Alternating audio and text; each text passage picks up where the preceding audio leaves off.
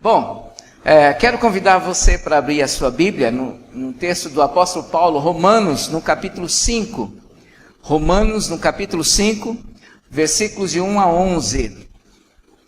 Romanos, capítulo 5, de 1 a 11. É bom rever os irmãos, né? Rostos conhecidos, outros novos. Outros ficaram mais novos. É a Márcia? É a Márcia. Ela estava esperando eu mexer com ela. Ela estava torcendo para isso. Você está mais jovem, Márcia? Ok, Romanos no capítulo 5, versículos de 1 a 11, o nosso tema nessa noite é falar sobre sola fide, que significa? Somente a fé.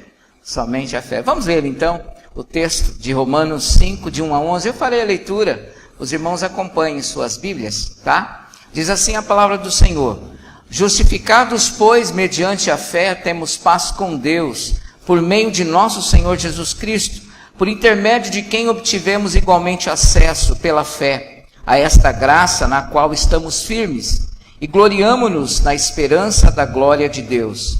E não somente isto, mas também nos gloriamos nas próprias tribulações, sabendo que a tribulação produz perseverança, e a perseverança esperança, e a esperança esperança. Ora, a esperança não confunde, porque o amor de Deus é derramado em nosso coração, pelo Espírito Santo, que nos foi outorgado. Porque Cristo, quando nós ainda éramos fracos, morreu a seu tempo pelos ímpios.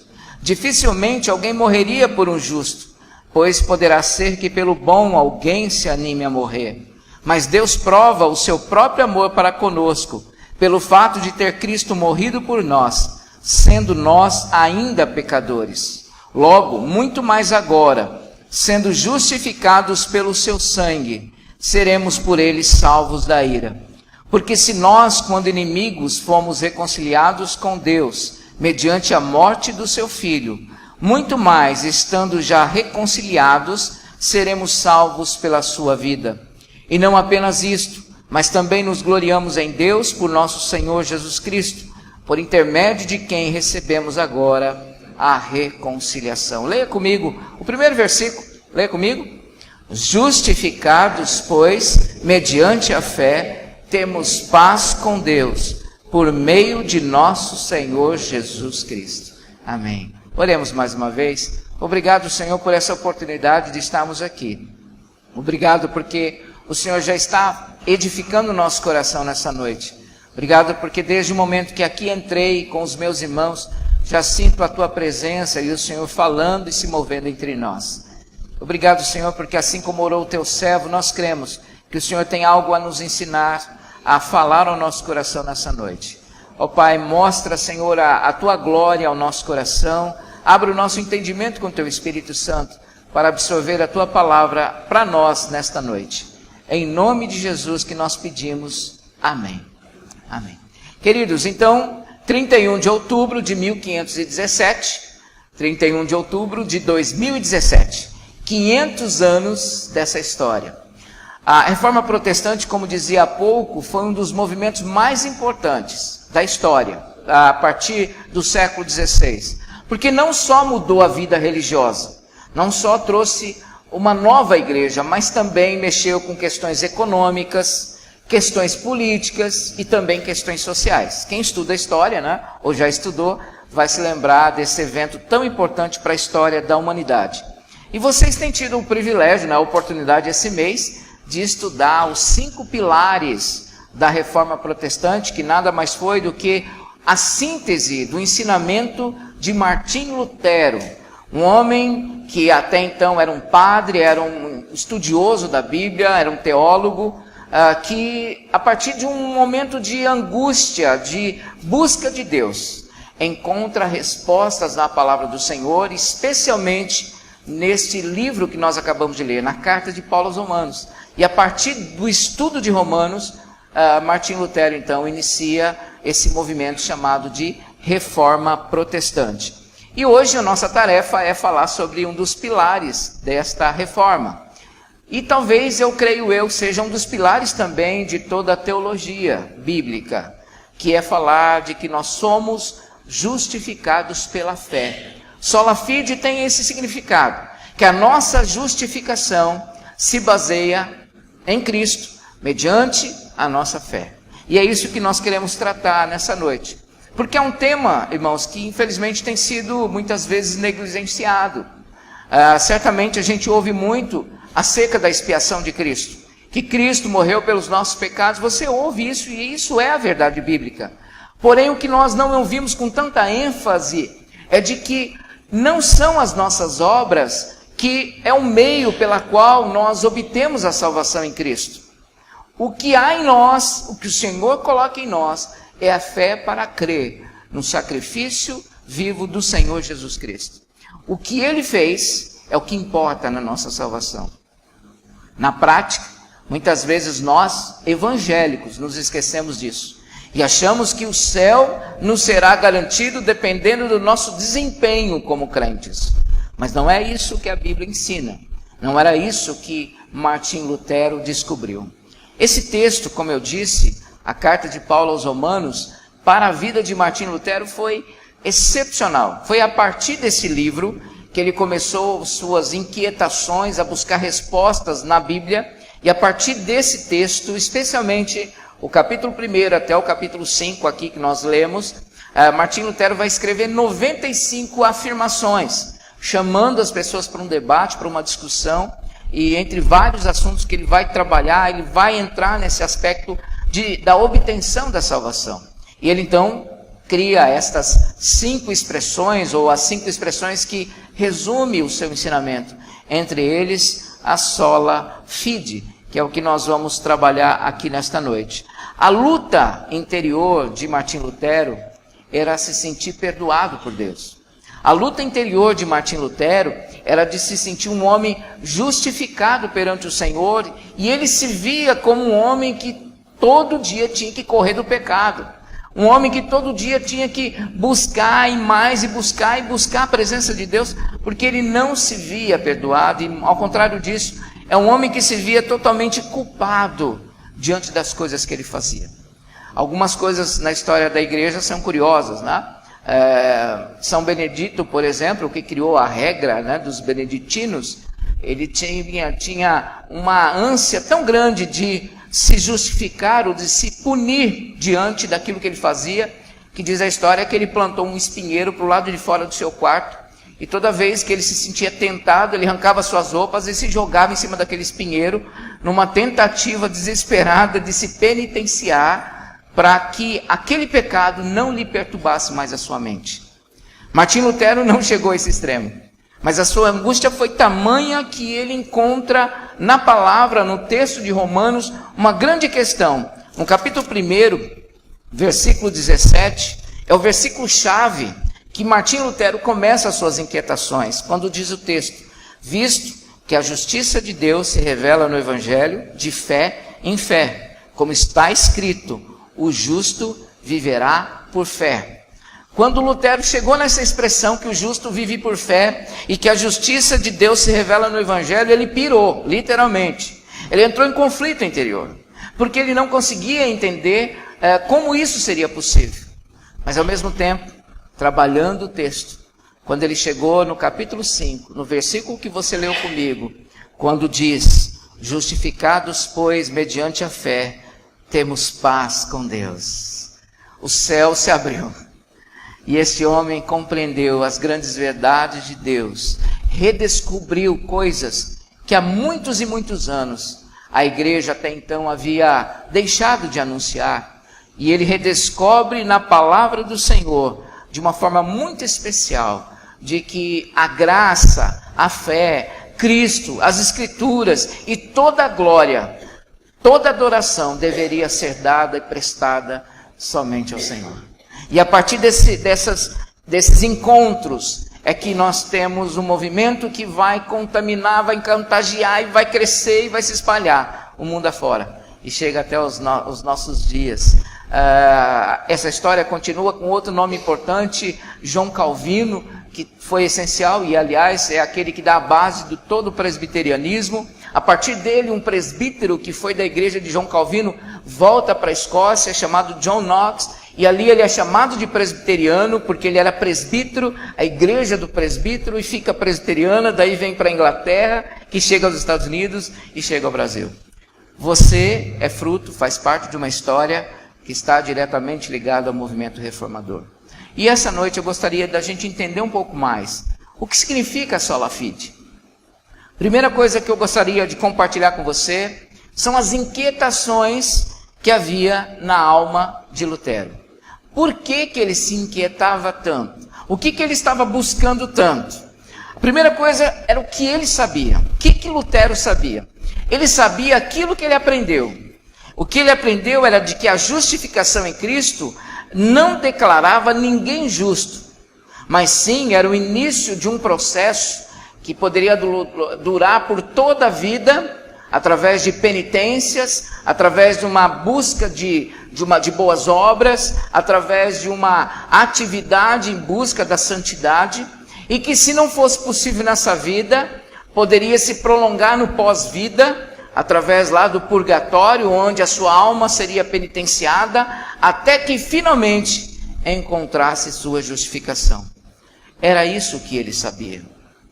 Agora, o que Lutero não sabia era o verdadeiro significado da palavra justificação e da palavra justiça na Bíblia. Ele não sabia isso. Ele não entendia até então de que justificar não significa dar explicação, ou pedir desculpas, ou se justificar como nós fazemos, né? Quando a gente comete um erro, a gente espera que, ou alguém comete um erro conosco, os nossos filhos, olha, eu vim aqui me justificar. Você já fez isso no trabalho? Quando você faltou sem entregar lá, né, a sua atestado médico, eu vim me justificar porque eu não vim, eu vim me justificar porque eu fiz isso. Nós temos o conceito de que justificar é dar uma desculpa. E a mente de Lutero e das pessoas naquele tempo era dessa, de que justificar seria a própria pessoa se apresentando diante de Deus. Mas o que Lutero vai descobrir? Que justificação na Bíblia significa ser declarado justo perante Deus. Não era um ato que partiria do seu próprio coração, de sua própria iniciativa, mas era um ato que vem de Deus ao declarar você e eu como justos aos seus olhos. E ele redescobre isso. Isso ele não sabia. Lutero, portanto, ele também não sabia que justiça não era apenas uma questão de viver 100% corretamente, nunca errar, nunca falhar com a lei, mas ele vai começar a entender que justiça é uma ordem que vem de Deus, é uma justiça que emana de Deus, o qual transfere a você e a mim o pagamento de algo que nós não merecíamos. Isso era justiça. Não era uma justiça própria que Deus estava pedindo de Lutero. Não era uma justiça do homem, aquilo que nós fazemos para nos justificar, mas era algo que Deus estava fazendo por nós. A Bíblia diz que Jesus se fez justiça por nós. Ele se coloca na nossa posição, no nosso lugar. E essas coisas vão abrindo o coração de Lutero, porque ele não sabia disso. O que Lutero sentia era sempre um sentimento aí de que não poderia misturar justiça com boas novas. Porque para ele justiça é condenatória. A justiça de Deus é para condenar, para apontar que eu sou pecador, que eu errei, que eu sou falho, que eu peco, que eu quebro a lei. Ele não conseguia entender, principalmente o versículo 17 do capítulo 1, que a justiça se manifesta pelo Evangelho.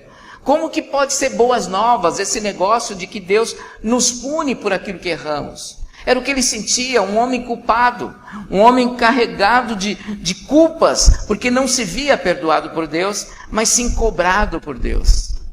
Agora, o que o Lutero não sentia absolutamente era a paz na sua alma.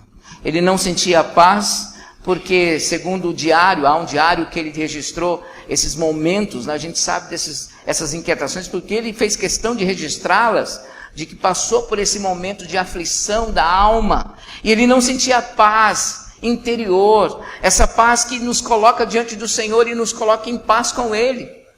Mas quando o seu coração começou a compreender e a sentir, e Deus, através do Espírito, começou a mostrar a este homem que tudo que ele sentia e sabia não eram bem assim as coisas. E quando ele se depara com este versículo que nós acabamos de ler, justificados, pois, mediante a fé, temos paz com Deus. Aí foi um sorriso de Deus na alma desse homem. alegra o seu coração, porque agora Lutero vai começar a entender quais são as verdades que poderiam libertar a sua alma e o seu coração. E é nesse segundo aspecto que eu coloco para você. Primeiro vimos as inquietações desse homem. O que ele não sabia, o que ele sabia. O que ele sentia, o que não sentia.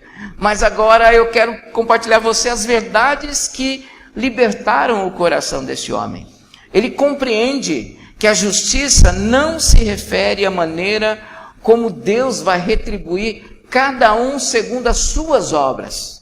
Mas justiça, ele vai entender como Deus vai justificar o homem pecador através de Jesus. As coisas mudam. Justiça de Deus, queridos, não é Deus te cobrando para ser perfeito. Jesus não morreu na cruz para mandar você ser perfeito e obedecer a lei 100%.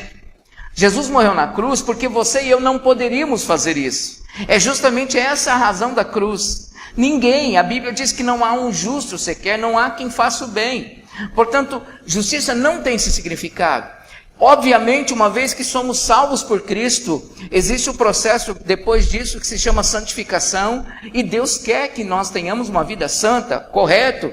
E essa deve ser a busca cristã. Mas não é a minha santidade que me leva à salvação, mas sim a santidade é o resultado da salvação operada por Cristo no meu coração.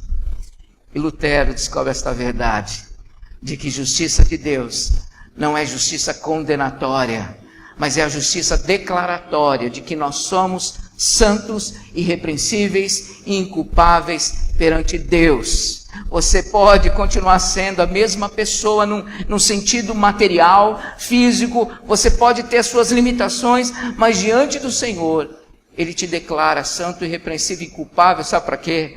Para agora te santificar a partir deste momento, te dar uma nova vida. A palavra diz que aquele que está em Cristo, nova criatura é. E isso encheu o coração desse homem, assim então ele começou a entender, a compreender que a sua própria retidão, ou a tentativa da sua retidão, não tinha o poder de se justificar diante de Deus. Lutero começa a compreender que a retidão que Deus exige não é a retidão que ele mesmo podia desenvolver, mas a retidão que o próprio Deus concede a cada um de nós. Jesus, quando orou em João 17, ele diz assim: Pai, santifica-os na verdade, na palavra, na verdade. A tua palavra é essa verdade. A nossa santificação, queridos, não é algo que é construído dentro de nós mesmos, mas é algo que o próprio Deus coloca em nossos corações para viver. A nossa vida é resultado de uma ação direta de Deus sobre o nosso coração. E que Lutero não sabia e descobre nesse momento é que a retidão que Deus queria nele, Ele mesmo concederia. Porque Deus estava o declarando santo e justo perante o Pai. Ele compreendeu que Cristo recebeu o castigo que ele não merecia. Cristo, que não pecou, recebeu um castigo que não merecia, para que nós, pecadores, que merecíamos, não recebêssemos. E isso foi a manifestação da justiça de Deus. A nossa justiça é: você fez, você toma. Você fez, você recebe. Você quebrou a lei, você é punido. Mas a justiça de Deus, essas coisas foram cumpridas na pessoa de Jesus. Deus não passou uma borracha e disse assim: olha, vamos fingir que isso não aconteceu. Alguns insistem em dizer que Deus é brasileiro. Se Deus fosse brasileiro, ele dava um jeitinho, né? Vai fingir que não teve pecado, né? Subornava lá o diabo. Não, Deus não fez isso. Ele mandou o seu filho para pagar o preço dessa dívida, dessa conta. Jesus morreu por nós para que pagasse o que nós mesmos jamais poderíamos fazer. E se ele fez isso, o que são as nossas obras aos olhos de Deus? A palavra diz que a nossa justiça é como trapo de imundície. O que Deus fez por nós, nós jamais poderemos fazer por nós mesmos. Nós cremos, portanto, que a salvação é um ato que vem do Senhor para nós, e nós cremos nisso somente pela fé. Naquele tempo, as obras eram muito enfatizadas por aquilo que Lutero aprendeu, pela doutrina em que ele foi formado, até mesmo por aquilo que ele ensinava. Mas agora ele vai entender que nada do que eu faça muda esta situação. Apenas a justificação que vem pela fé.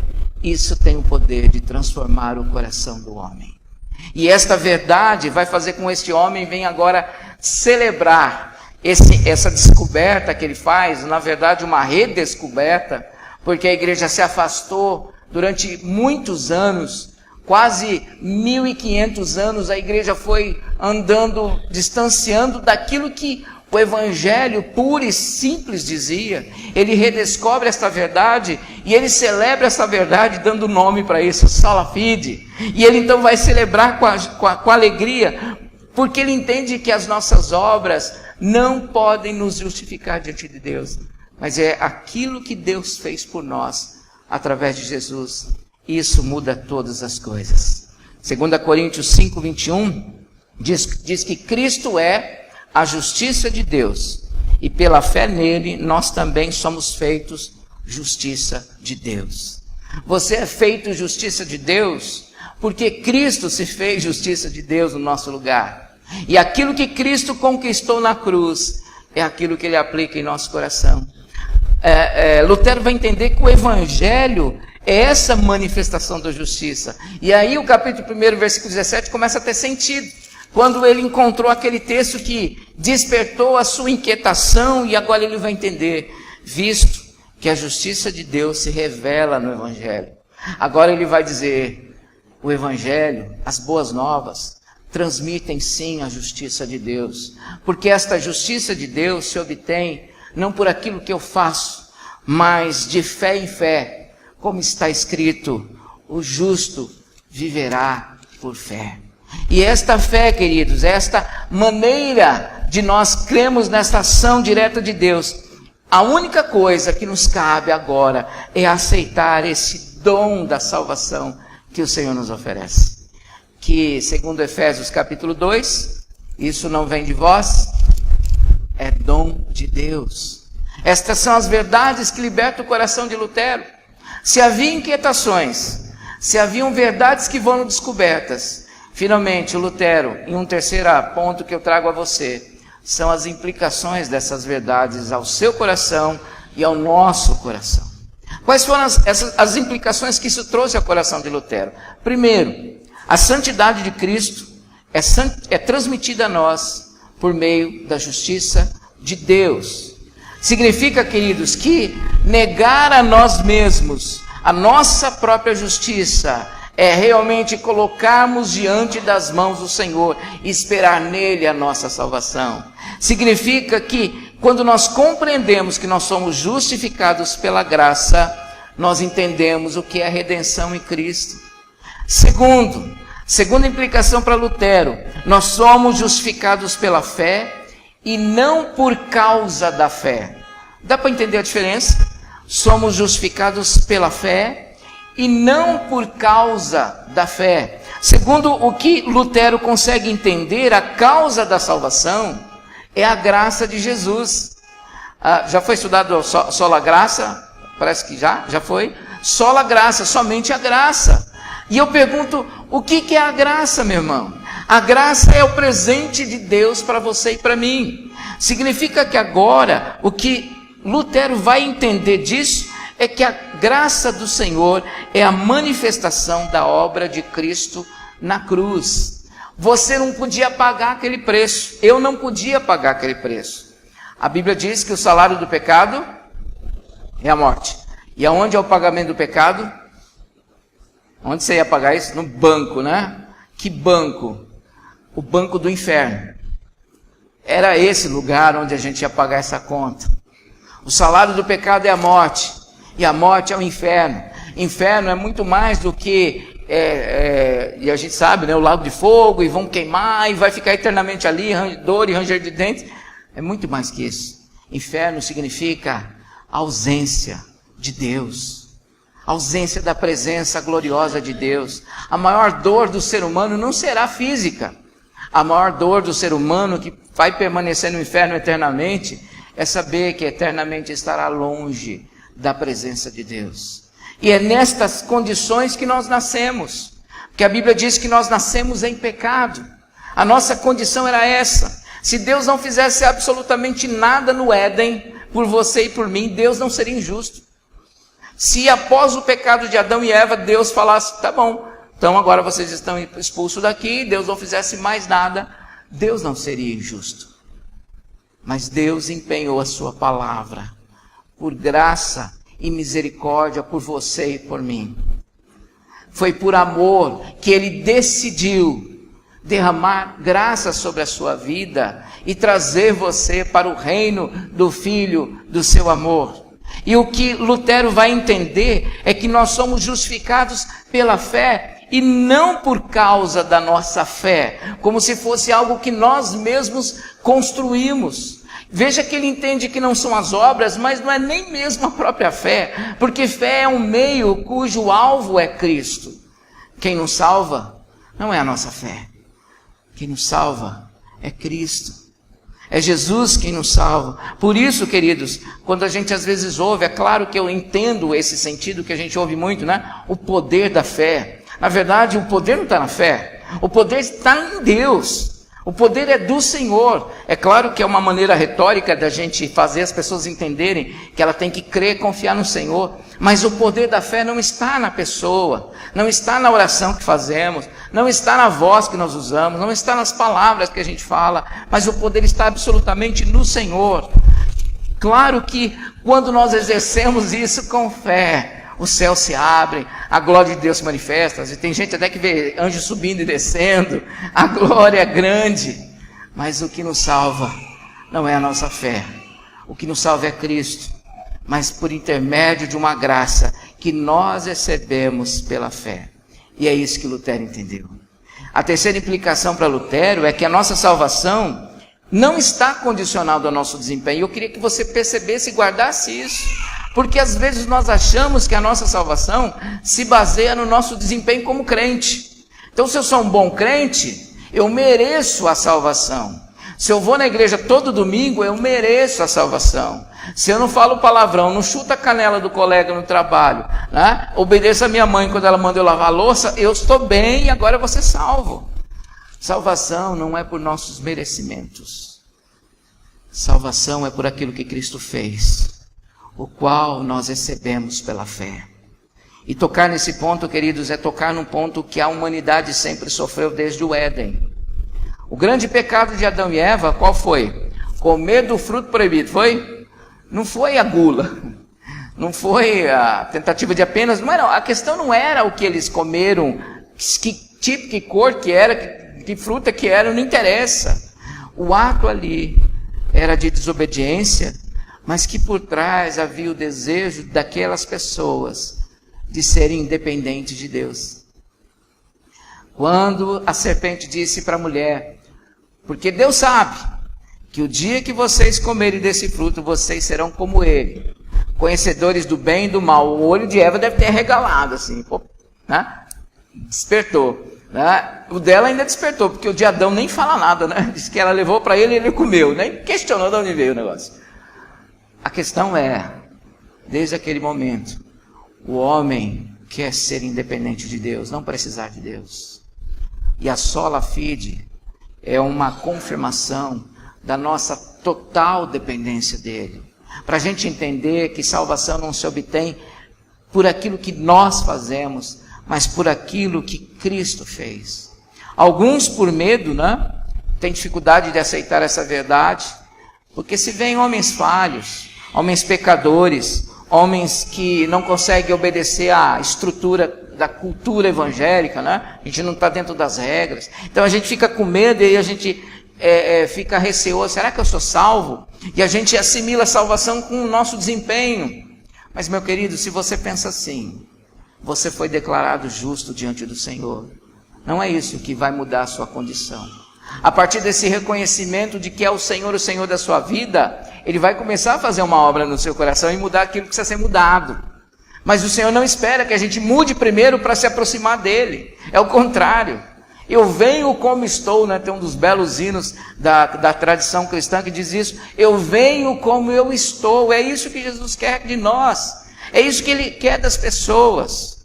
porque Ele quer transformar-nos a partir do momento que pela fé nós cremos naquilo que Ele tem feito. Por outro lado, existem aqueles que são orgulhosos demais para aceitar o somente pela fé. Não consegue admitir que não, a salvação, eu que obtenho a minha própria salvação, porque eu faço isso, eu faço aquilo, eu canto no coral, eu profetizo, eu faço milagres, eu isso e eu aquilo. Sabe, tem uma música antiga que traz essa ideia e ela afirma assim, né? Quando chegar no céu e eu perguntar para você, por que eu deixei você entrar aqui? E o refrão da música, acho que os jovens conhecem, né? Foi graça, superabundante graça. Foi isso. Não foi o que eu fiz, não foi o que eu falei, não foi o meu desempenho como crente, não foi se eu era dizimista ou membro da igreja. Todas essas coisas têm a sua importância, a sua validade, mas não é isso que nos torna pessoas salvas em Cristo. O que nos torna salvos em Cristo Jesus é crer pela fé que Ele veio ao mundo, que morreu no nosso lugar, que nós somos pecadores e que nós precisamos do ato de Jesus sobre os nossos corações. Isso muda tudo. E Lutero passou a entender essas verdades. A quarta implicação para a vida de Lutero foi que a verdadeira fé nos foi dada para crer na obra de Cristo. Jamais vai nos liberar para viver na prática do pecado. Tá? Essa fé que o Senhor nos deu para crer, jamais vai nos liberar para viver no pecado. Um dos pontos do calvinismo é a perseverança dos santos. Tulip, acho que o pastor já deve ter estudado aí, que é um assunto que sempre a gente tem que estar lembrando. Um dos pontos do calvinismo, perseverança dos santos. Só que essa perseverança dos santos às vezes é muito mal interpretada. Alguns chegam a usar de uma ironia, não, então quer dizer que uma vez salvo para sempre eu posso fazer o que eu quero? Meu querido, se você passar isso na sua cabeça, você ainda não entendeu o que é salvação. Porque aquele que foi lavado pelo sangue de Jesus, jamais passará na sua mente, na sua cabeça, o desejo de viver na prática do pecado. Pecamos, infelizmente. Hebreus diz para a gente correr com perseverança do pecado que tenazmente nos assedia. Eu aprendi uma vez com o meu pastor, quando eu era adolescente, isso há muitos anos, né, certamente, e tinha aquela cola tenaz. Lembra da cola tenaz? Quem lembra da cola tenaz? Levante a mão. Significa que você tem mais de 30. Cola tenaz. E ele me ensinou um negócio que nunca mais esqueci. Ele falou assim, você sabe a cola tenaz? Então, o pecado é que nem cola tenaz. E era a melhor cola que tinha, né? Cola na gente e não quer desgrudar. A vida do cristão é uma vida que foge, tenta fugir sempre do pecado, e deve ser assim.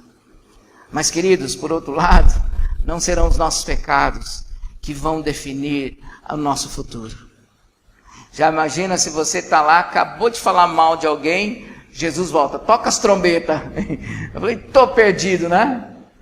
A nossa salvação não baseia-se nas coisas que eu fiz. Basta você pensar da seguinte forma. Jesus morreu na cruz, sim.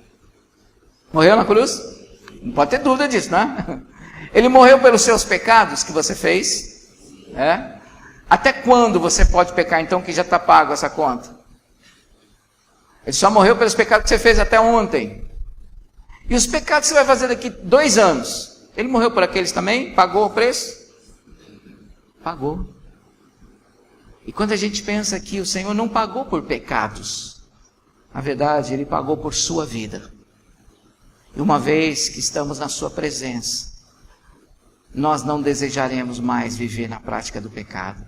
E o que Lutero vai entender é que se nós andamos na graça, jamais deve-se pensar em viver no pecado. No capítulo 6 aqui de Romanos, versículo 15, diz assim, e daí? Havemos de pecar porque não estamos debaixo da lei, sim da graça? E a resposta de Paulo é absoluta, né? De modo nenhum. Então quer dizer que eu estou na graça e eu posso fazer o que eu quero?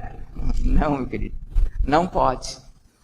Por outro lado, não é o que você faz, é o que determina quem você é diante de Deus. Porque o que determina o quem você é diante de Deus foi determinado por Cristo na cruz do Calvário, o qual, quando aceito pela fé, isso muda tudo na nossa existência. E finalmente, queridos, a quinta implicação dessas verdades, dessas inquietações que levam a verdades descobertas por Lutero, que vai trazer transformações no seu coração, e trouxe para nós, porque isso são coisas que a gente crê e vive, ou busca viver, é de que a fé nos foi dada, é suficiente para nos salvar. Existe sim, é claro, às vezes a nossa expressão dizer, não, a fé, o irmão é um fraco na fé, e a Bíblia fala do fraco na fé, né? Mas esse fraco na fé não diz respeito à fé da salvação, porque senão nós teremos os salvos, os 1/4 de salvos, né? Olha, o irmão lá é 3/4 de salvos, né? Tem o irmão 25% de salvo, né? Não, diante do Senhor ou somos salvos ou não somos salvos, não existe meio termo. Portanto, não existe tamanho e proporção de fé para a salvação. Existe proporção de fé para crer nas promessas de Deus, em descansar, e em geral, né? Isso está muito ligado àqueles que são novos na fé, ainda tem essa fraqueza na fé, porque ainda precisa experimentar coisas com o Senhor, para que a sua fé se amadureça, né? Uma vez uma irmãzinha sempre orava, Senhor, aumenta a nossa fé, né? Aí um dia eu fui conversar, dando um estudo para um grupo de senhoras, e falei, irmã, Deus não vai dizer assim, olha, tá aí 2 quilos de fé para você, 3 para você, né? Não, sabe o que Deus vai fazer? Vai te dar provações. Aí ela olhou, pastor, então não vou orar mais. Como você acha que a sua fé aumenta? Essa fé é para exercer confiança no Senhor. Pelas provas que você passa. Não tem outro jeito. Não tem como dizer assim, olha, esse ano eu estou mais forte na fé. Como é que você sabe? Você sabe se você passou por lutas. Aí você sabe que você está mais forte. Agora, falando desta fé, que Lutero está se referindo, esse sola fide, não tem um mais fraco, um mais forte. Portanto, você que porventura é novo aqui na igreja, recém-convertido, você é 100% salvo. Se você crê no Filho de Deus como o Senhor da vida, aquele que morreu por você na cruz do Calvário, que morreu pelos seus pecados, pela graça de Deus, se isso acontecer e você creu nisso com o teu coração creres, você é 100% salvo. E segundo a palavra de Deus, Jesus disse isso, e aqueles que o Senhor põe nas minhas mãos, ninguém as arrebatará, ninguém vai tirar aquilo que Deus me deu. Se você é nascido de novo, meu querido, a fé é suficiente para te dar certeza da sua salvação em Cristo Jesus. Sabe, infelizmente, nós temos dificuldades para crer nessa suficiência da fé em Cristo. Há uma teologia, né? Teologia católica, diz que salvação é igual ao batismo, você tem que ser batizado, porque salvação tem que ter batismo, tem que ter fé em Cristo, é claro, tem que ter obras, tem que ter penitência. Então, existem várias coisas para chegar ao resultado de salvação. Mas há grupos evangélicos, a gente às vezes fala do catolicismo, mas esquece que existem grupos, e muitos grupos evangélicos, para não dizer a maioria, que para se obter a salvação, coloca fé em Cristo, batismo, né? Batismo. Uma vez uma senhora ficou preocupada, porque não era nem da minha igreja, né? Isso foi lá no Mato Grosso do Sul.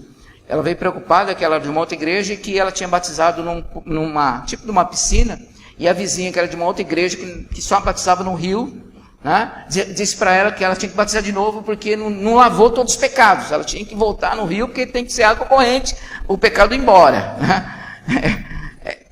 É fé em Cristo, batismo, coitado do ladrão da cruz, né? Já pensou, Jesus? Senhor, lembra-te de mim quando entrares no teu reino. Meu filho, desça agora da cruz, vá para uma igreja, se batize, depois você estará no meu reino. Não, batismo é sinal de ingresso no reino, mas não é a essência da entrada no reino. O que nos garante a entrada no reino é a morte de Cristo na cruz, é a sola Christus que você vai ouvir no próximo domingo. Existem essas igrejas que somam a fé, mais batismo, mais a obediência às regras da igreja. Se não obedecer a regra da igreja, a coisa fica complicada. Aí não está salvo. Ou a consagração. Você tem que fazer alguma coisa, você tem que ter dom. Tem que ter dom de língua, dom de fazer milagre, dom de curar. Se você não tiver isso, você não está salvo. Quem disse isso? A Bíblia diz simplesmente, se com o teu coração creres, você já está salvo. Nós temos o costume de querer colocar coisas que a Bíblia nunca disse que teria que ter.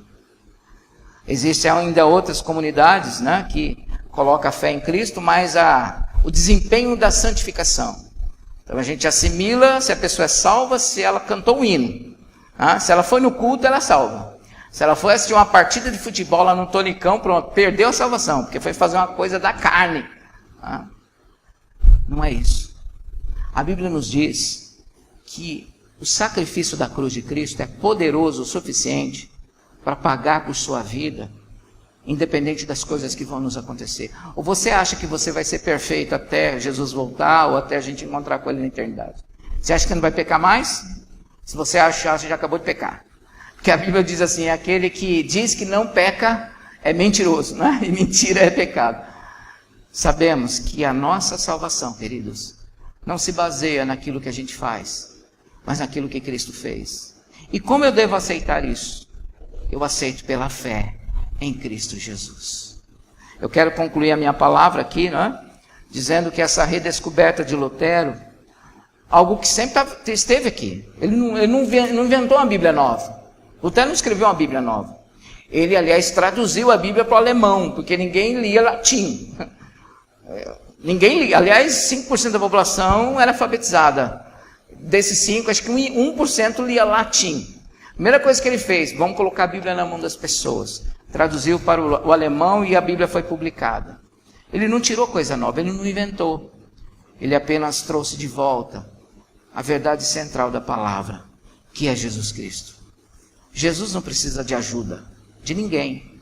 Jesus não precisou de ajuda nem da própria mãe para isso. Jesus não precisou de ajuda de discípulo. Não precisa ajuda nem da igreja. Jesus não precisa ajuda de batismo, de Santa Ceia, para garantir a nossa salvação. Porque a sua morte na cruz pagou tudo o que era contra nós. E essa redescoberta deste homem mudou a sua vida. Mudou aquela nação. Mudou a nossa história. Quem sabe é isso que ele fez também em todos aqui, e eu quero crer nisso. Todos aqui foram transformados por essa redescoberta deste homem. Aquilo que era inquietação virou verdades que ele redescobriu. E as verdades que ele redescobriu virou implicações para a sua vida, como agora um estilo de viver. Queridos, cristianismo não é uma obrigação de vida. Cristianismo é um estilo de viver. Um estilo de viver para a glória do Senhor. Porque se não fosse o Senhor, o que seria de nós? Eu quero encerrar aqui dizendo, se nós somos salvos em Cristo, e nós cremos nisso mediante a fé, vivamos, portanto, em fé. Certamente, a gente acaba pregando bastante sobre a fé para crer nos milagres, né? Isso é muito bom. Fé para a oração, você está passando um problema. Mas hoje eu não queria falar nesse aspecto. Eu queria falar exatamente sobre essa fé que nos faz voltar os nossos olhos para aquilo que Cristo fez na cruz. E esta é a fé que o Senhor deseja que você vivencie, que você expresse, que você compartilhe aos seus amigos, aos seus familiares, às pessoas desse mundo. A fé que só Jesus pode mudar a nossa condição espiritual, porque só a cruz do Calvário foi suficiente para mudar a nossa história. Que Deus nos abençoe. Vamos orar mais uma vez neste momento. Obrigado, Senhor, porque um dia esse homem, Martim Lutero, diante das inquietações da sua vida, do seu coração, se debruçou diante da palavra do Senhor e redescobriu verdades que já estavam ali há muito tempo, há anos presente. Mas que ao redescobrir estas verdades, através das suas inquietações pessoais, ele encontrou a paz com o Senhor. Ele encontrou a certeza de que não é o que nós fazemos é que nos justifica, mas é aquilo que o Senhor fez por meio de Jesus, o qual nós recebemos e aceitamos pela fé. Obrigado porque nós somos justificados por esta fé. Obrigado porque esta fé nos foi dada pelo Teu Espírito para crer no ato salvífico de Jesus. Ó Pai, e agora eu peço que o Senhor venha colocar em cada coração nesta noite, Senhor, esta certeza. Que ninguém saia deste lugar, especialmente se porventura aqueles que ainda tinham uma certa dúvida quanto à sua própria salvação. Quem sabe o medo de que isso não é uma realidade na sua vida. Ou quem sabe alguém aqui que ainda pense que a salvação é algo que é fruto daquilo que nós fazemos. Possa sair daqui certos de que é a nossa fé no ato gracioso na morte de Cristo é quem nos salva. E que a partir desse encontro com Jesus, nova criatura se forma em nós. E agora podemos viver para a tua glória, através daquilo que fazemos, falamos, nas nossas ações, glorificando a Senhor com as nossas atitudes. Obrigado por estar aqui, obrigado por poder compartilhar da tua palavra. Abençoa a tua igreja, abençoe o pastor, abençoe o conselho, abençoe toda a liderança desta igreja.